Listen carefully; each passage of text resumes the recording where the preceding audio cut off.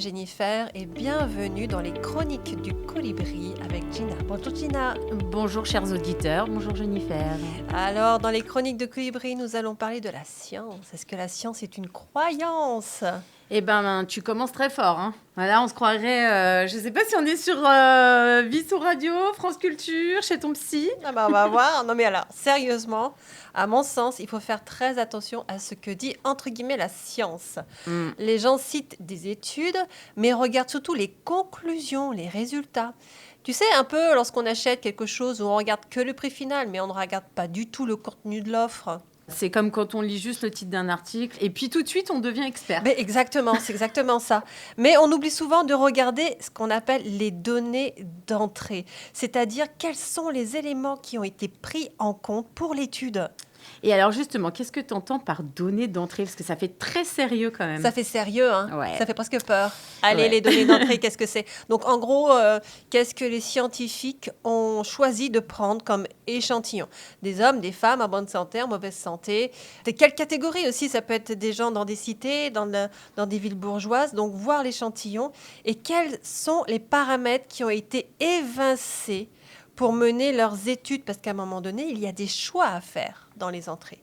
Donc, par exemple, quand j'étais au lycée, moi, il y avait quelque chose qui m'avait perturbée en physique. On simplifiait les problèmes.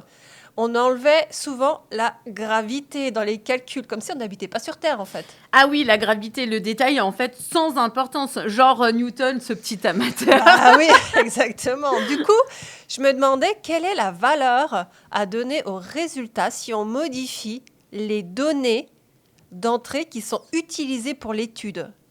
Bah, c'est comme dire, si je supprime les calories, ce gâteau est healthy. Ben voilà. Mais ma réflexion s'est arrêtée là. Donc, du coup, j'étais jeune. Hein. Et bien, jusqu'au Covid, allez hop, c'est le remonté. fameux moment, tu sais, où tout le monde est devenu virologue en 2 recettes de banana bread. Et ben voilà. Et on a vu défiler des experts sur les plateaux télé avec des avis très différents, voire divergents. Non, mais très divergents. Tu as vraiment raison parce qu'on voyait justement tous ces experts, ces médecins qui sont tous médecins, donc médecins scientifiques et qui pourtant, il y avait la battle d'opinion. On avait, voilà, c'est ça, exactement. C'était un grand moment. Et là, je me suis demandé, mais comment une discipline aussi stricte que la science, parce qu'elle est considérée quand même comme quelque chose de très pragmatique, peut produire autant de divergences ? Mais parce que les scientifiques sont pas d'accord sur tout. Eh bien oui, mais pourquoi ? Alors, la science est une discipline exacte. 1 et 1 font 2. Ça va, on est ça d'accord. Va. Jusque-là, on est d'accord. On est d'accord, voilà. Jusque-là, tout va bien. Voilà, personne ne peut contredire ce résultat. Bon. Mais dans la plupart des résultats scientifiques, les données d'entrée ne sont pas les mêmes. Nous, les scientifiques, nous choisissons ce que nous voulons étudier avec les paramètres qui nous sont venus à l'esprit. Donc, il y a l'humain qui arrive dans la science et ceux qu'on a délibérément évincés pour simplifier la tâche. Ah ça, c'est le retour du Wi-Fi scientifique. Et ben voilà, on entend souvent, il y a des études qui montrent que... Alors, attends. Quelles données ont été prises en compte ? Lesquelles ont été ignorées ? Ouais, c'est comme une recette sans ingrédients. Faites cuire, quelque chose pendant un certain temps. Prenons un exemple. J'avais entendu qu'une étude disait que se balader en forêt améliorait l'immunité du corps. Ah ça c'est vrai, je valide quand même. Mais surtout s'il y a un pique-nique à la fin. Ah évidemment. Ça m'étonne pas de toi d'ailleurs. Oui, bien sûr. Tout le monde le sait. Mais oui, je suis d'accord. Bon, alors, la nature fait du bien. Ok. Soit, c'est du bon sens. La nature stimule l'imagination, on se reconnecte à soi, quoique parfois les gens qui sont tellement bavards, on se demande à quoi ils se reconnectent, mais bon, passons ça. On peut pas être d'accord voilà, on peut pas, avec voilà. Ça, c'est un point de vue de bon sens. Voilà, donc la nature nous offre vraiment de l'énergie et de la tranquillité. Mais quelles sont les données d'entrée de cette étude scientifique ? Moi, je ne les connais pas. Et pourquoi tu te poses cette question ? Parce que s'ils ont pris des gens en bonne santé ou en mauvaise santé, ça va changer le résultat de l'étude. Pour quelqu'un de bien portant, je veux bien croire que les balades en forêt stimulent son immunité. D'ailleurs, ces études scientifiques allaient dans ce sens-là, c'est ce qu'ils voulaient prouver. Mais pour quelqu'un de gravement malade, c'est pas aussi simple que cela parce que le corps est déréglé. Mais bien sûr, mais après, voilà, passer la journée en forêt, on est bien d'accord que ça ne remplace et ça ne remplacera jamais un traitement médical, clairement. Voilà, le corps qui est malade ne fonctionne pas comme un corps sain et en bonne santé. Donc le corps malade, il est désorganisé. Et donc oui, se balader dans la forêt augmente l'immunité, mais à mon avis, si je prends le cas de gens qui vont pas bien, je suis quand même pas convaincue d'obtenir le même résultat quand même. Hein. C'est sûr que la forêt, c'est bien, mais c'est pas magique non plus. Ben voilà. On pense souvent que la science est mathématique, précise, qu'on rentre dans toutes les cases. Ouais, mais comme on l'a vu, parfois les cases ne sont pas d'accord entre elles. C'est le voilà. premier scientifique. Oui. Donc, Et même avec l'évolution, on a même vu des très grands scientifiques qui ont vu leurs propres travaux être remis en question, parfois même par eux-mêmes. Et ils ont parfois reçu même des prix, et je pense à Stephen Hawking. Mais bien sûr, comme quoi changer d'avis, c'est aussi scientifique. C'est aussi scientifique, voilà exactement. Donc, alors peut-être que notre rôle, c'est de prendre conscience que toutes les études scientifiques qui ont aussi leurs failles, quelqu'un qui veut prouver quelque chose a juste à enlever certaines données d'entrée pour arriver à ce qu'elle veut prouver. Donc d'un côté, il y a les scientifiques honnêtes qui enlèvent des paramètres qui ne leur semblent pas nécessaires, et nous avons des scientifiques qui enlèvent des paramètres pour aiguiller ce qu'ils veulent prouver. Toujours est-il que nous, on regarde que le résultat sans se poser de questions. Si celui-ci nourrit notre propre croyance, c'est-à-dire si on y croit, on adhère et on défendra la cause. Si celui-ci va à l'encontre de nos croyances, on s'énerve et on traite l'autre d'incompétent. Et c'est là où la psychologie rentre dans les études scientifiques. C'est dingue quand même. On est complètement d'accord. Donc quand on y réfléchit un peu, ça laisse songeur. On regarde la science un peu différemment. Exactement. Et de ton côté, qu'est-ce que tu as à dire, Gina? On entend partout parler de cosmétiques naturels bio-clean, mais est-ce qu'on sait vraiment ce qu'on met sur notre peau? Écoute, pas vraiment. En fait, c'est pas un manque d'information parce qu'on le sait, c'est plutôt un excès de discours marketing aujourd'hui. On a toutes les infos qu'on veut, mais encore une fois, comme on dit, on adhère aux croyances ou pas, comme on vient de le voir. Donc aujourd'hui, on vend plus seulement un produit, on va vendre surtout une image et une promesse. Et parfois qui est très éloignée de la réalité. C'est ce qu'on appelle le clean washing et le green washing. Alors je sais, c'est des mots un peu bizarres. Mais pour autant, voilà, le clean washing, pour expliquer un peu, c'est tout ce qui est stratégie marketing trompeuse.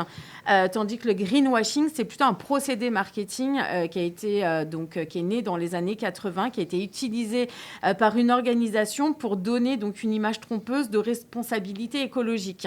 Voilà, c'est-à-dire qu'en gros, on va faire croire qu'une marque est plus verte, plus éco, plus ceci, plus cela, mais c'est rarement le cas. Tu peux nous donner peut-être des exemples? Oui, on voit des marques qui mettent, par exemple, en avant un ingrédient entre guillemets noble, c'est-à-dire qu'on va vous dire que la crème de jour, elle est à base d'huile essentielle de rose, sauf que l'huile essentielle de rose, en fait, pour vraiment la vraie bio, etc., on est quand même à 14 000 € minimum, donc le litre. Ah, dis donc. Donc, quand on voit une crème qui est à moins de 30 € et qui vous promettent l'huile essentielle de rose, en général, c'est plutôt de l'huile essentielle qui a été diluée dans une huile dont on ne connaît même pas la provenance et donc on n'a pas de traçabilité. Et ça, c'est tout au mieux, j'ai envie de dire. Donc, voilà. Mais effectivement, on va voir huile de brocoli dans tel shampoing, l'aloe vera dans tel sérum, des actifs végétaux, etc. Et en fait, quand on arrive, parce que aussi c'est ça, c'est que quand on est sur les sites internet, il y a des fois, on ne trouve pas tout de suite la compo. Parce que c'est fait exprès, en fait. On met tout de suite en avant ce qui paraît super. Comme ça, tout de suite, on a les couleurs du site, ça déclenche l'achat, etc. Mais en fait, quand on arrive à trouver la composition complète, souvent, on retrouve des dérivés pétrochimiques, des agents transformés, tout ce qui va être conservateur synthétique. Quand on creuse un peu plus le sujet même, on se rend compte que les procédés de fabrication sont écotoxiques. Donc, du coup, c'est pas toujours forcément dangereux, attention, mais en tout cas, ça peut l'être. Et en fait, c'est juste que le consommateur, il est trompé, parce qu'il pense acheter quelque chose, mais en fait, qui ne l'est pas. Donc le problème, c'est le décalage entre l'image qu'il donne, ce côté marketing, et la réalité, du coup. Exactement, c'est vraiment ce décalage qui existe d'ailleurs aussi dans les circuits de confiance, comme la pharmacie. Vous allez avoir des formules de crème qui sont très connues, notamment chez Aven, La Roche-Posay, et qui vont contenir encore des huiles minérales. Alors, on le voit, c'est marqué, alors excusez-moi pour mon latin, mais paraffinum liquidum. Je ne sais pas si ça se prononce comme ça, mais on m'excusera. En tout cas, voilà, des PEG, des polymères synthétiques. Et puis, on se dit que ces ingrédients, en fait, ils sont autorisés. Donc, en fait, la question simple à se poser, c'est est-ce qu'on est plutôt dans le soin ou est-ce qu'on est dans un effet cosmétique, en fait, immédiat? Tu veux dire que ça ne soigne pas vraiment la peau? Bah, pas du tout, en fait. On est plus là pour améliorer le confort. Donc, on va pas du tout nourrir la peau en profondeur. On va masquer le problème de base et surtout, on va pas chercher la cause du problème. Donc, par exemple, si je prends une huile minérale, bah, c'est bien, elle va peut-être créer un film protecteur. Donc, on a le côté confort, mais il n'y a aucun nutriment pour la peau. Ah, il y a aussi peut-être des ingrédients plus controversés. Alors Encore là, ouais. Ouais. Il y en a énormément, beaucoup plus qu'on ne le pense, qui ne sont pas encore interdits et d'autres qui ont été interdits, comme par exemple, si je prends le dioxyde de titane, aujourd'hui, il est classé CMR, c'est-à-dire cancérigène, mutagène, Bah déjà, reprotoxique. rien que le mot, il fait peur. Hein. Dioxyde de titane. Un peu, mais bon, voilà, on l'a tellement vu qu'on se dit peut-être que c'est normal, mais n'empêche que selon donc, l'EFCA, donc, c'est-à-dire European Food Safety Authority, donc Autorité européenne de la sécurité des aliments, et l'ECHA, qui est European Chemicals Agency, donc l'Agence européenne des produits chimiques, il a quand même été classé donc, comme cancérogène suspecté par inhalation. Donc déjà, ça, c'est un fait. Et pourtant, on le retrouve encore dans certains cosmétiques parce qu'il va agir comme colorant et opacifiant. Donc, on va le retrouver principalement des fois dans les savons blancs en fait. Donc, la question, c'est est-ce que cet ingrédient est indispensable dans un soin ? Donc, parfois, on ajoute des choses juste pour l'aspect. Bah, c'est exactement ça, en fait. Hein. C'est comme certains micas. Tu sais, les micas, c'est... Par exemple, dans les savons, on a toujours des couleurs, du rose, du jaune, enfin, voilà, un petit peu fluo, etc. Et en fait, c'est juste pour donner un effet visuel, mais le problème, c'est l'extraction, qui pose de vrais problèmes éthiques dans certains pays, quoi. Donc les promesses anti-âge... Hydratation intense, c'est quoi ça, ça là, encore une fois, on est dans une pseudo-science. Hein. C'est-à-dire que si je prends l'exemple... toujours pareil. Bah, ça rejoint... Oui, la science, on fait attention à ce qu'on nous dit. C'est exactement. On fait attention, on se dit, c'est super, si la science a dit, si c'est un cosmétique et que c'est donc passé par les toxicologues, ça veut dire que donc, du coup, c'est bon et c'est que c'est vrai. Mais le problème, c'est que si je prends de l'acide hyaluronique, en fait, on a 3 types de molécules. On a surtout une forme, donc une petite molécule, une moyenne ou une grosse. Et en fait, cette molécule, on l'a, naturellement, en fait, dans le corps. Donc, c'est excellent. Sauf que la taille moléculaire va pas toujours permettre de pénétrer la peau en profondeur. Donc, en fait, au mieux, on va hydrater en surface, on va avoir un petit effet repulpant temporaire, on va dire. Mais en tout cas, il n'y a pas de vraie transformation structurelle de la peau. Ça n'existe pas. Alors, ça veut dire quoi ? Les promesses sont exagérées, alors ? Mais complètement. En fait, on est dans un mélange, il faut le savoir, de sociologie et de marketing. Voilà. Alors, attends, moi, j'ai quand même une question. Les labels bio dans tout ça ? Parlons-en, les labels bio. Donc là aussi, il faut savoir lire entre les lignes. Alors, c'est vrai que quand on n'est pas habitué, bien évidemment, c'est un exercice qui n'est pas simple. Mais ce qu'il faut savoir, c'est que bio ne veut pas dire clean. Voilà, même si moi, je vends du bio, je n'ai pas pris le label pour ces choses-là. Parce que, par exemple, si je prends le label donc Nature et Progrès, qui est super connu, en fait, dans les cosmétiques. Donc, ça prône une agroécologie paysanne et locale. Mais ça autorise les huiles hydrogénées. Donc, vous voyez, des fois, il y a des petites choses dans la nomenclature, dans la charte, en fait, du label, qui permet des ingrédients, finalement, on tend à se poser la question, mais pourquoi quand même, quoi ? Et chez Natru, par exemple, s'il y a 8 produits sur 10 d'une même marque qui correspondent donc à la charte, même s'ils utilisent de l'huile de palme, tous ces dérivés, des huiles de synthèse, des sulfates, c'est pas grave, en fait.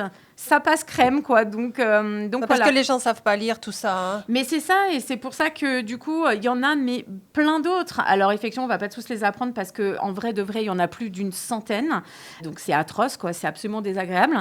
Mais c'est pour ça aussi que je fais des ateliers, en fait, et que je vraiment propose à toutes les personnes qui sont intéressées et qui veulent juste acheter en conscience, parce que le but, ce n'est pas de faire un discours moralisateur, culpabilisant. On sait très bien que si on n'est pas du métier, ça va être compliqué.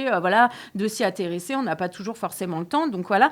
Mais du coup, je propose des ateliers qui permettent de décrypter les étiquettes cosmétiques et alimentaires et justement avec plusieurs niveaux pour avancer step by step et justement devenir un peu expert. Ouais, je tiens juste à préciser que toi, tu as travaillé dans les cosmétiques pendant des années. Donc tu sais très bien de quoi tu parles. Hein. Bien sûr, bien sûr. Donc finalement, on est complètement perdu quand même. C'est ça parce qu'en fait, on joue sur les mots. En fait, tu vois, une marque, elle peut très bien se dire locale. Donc c'est génial. Mais si elle utilise de l'huile de coco ou de beurre de karité, on est d'accord que là, c'est plus du local, quoi. Donc, en fait, c'est vraiment, encore une fois, l'image qu'on va donner à la marque, qu'on va donner au produit. En fait, la question, je pense qu'il faut se poser, c'est déjà, est-ce que c'est cohérent ? En fait, il faut toujours regarder ça, parce que le vrai luxe, aujourd'hui, c'est pas d'afficher naturel sur une étiquette, mais c'est être capable de justifier de chaque ingrédient. Bon, allez, un conseil pour les auditeurs. Alors, j'en ai plein. Les petits conseils bateaux, on va dire que déjà, c'est de regarder la liste INCI, donc qui se dit INCI. On regarde la place de l'ingrédient phare. S'il arrive en 10e position ou en dessous, c'est que très clairement, il n'y en a quasiment pas dans le produit. Si le produit semble clean, mais que les ingrédients ne sont pas écrits en latin, c'est même pas la peine d'acheter, oubliez. On regarde aussi, on essaye de voir au niveau de la traçabilité des ingrédients. S'il y a marqué parfum, mais qu'on n'a pas de provenance, rien du tout, que la marque ne communique pas dessus, c'est certainement un parfum de synthèse, peut-être même de mauvaise qualité. Le procédé de fabrication, maintenant, les gens qui commencent à me connaître savent que quand il y a du SCI, ça doit être naturel, mais c'est un procédé de fabrication qui est écotoxique. Et donc, la transparence de la marque aussi, plus la marque communique et mieux c'est. Et puis, comme je le dis, pour en savoir plus, participer vraiment à mes ateliers cosméto. Et le dernier petit conseil que j'aurais à dire, c'est surtout ne vous laissez pas séduire uniquement par une promesse, parce qu'aujourd'hui, le vrai enjeu, c'est de comprendre ce qu'on consomme. Oui, donc c'est pour ça qu'il faut aussi bien regarder à ce que dit la science, parce qu'on entend souvent dans le milieu cosmétique, la science a prouvé telle chose sur tel produit. Ok, d'accord, quelles sont les données d'entrée? Exactement. Donc on vérifie tout ça. C'est ça. D'ailleurs, il y avait Guerlain qui avait été Ils avaient été mis en demeure, etc., pour leur idée impériale, qui annonçait des allégations, des choses. Et en fin de compte, il n'y avait aucune étude derrière qui prouvait... voilà. Donc on fait attention à ce qu'on dit sur la science.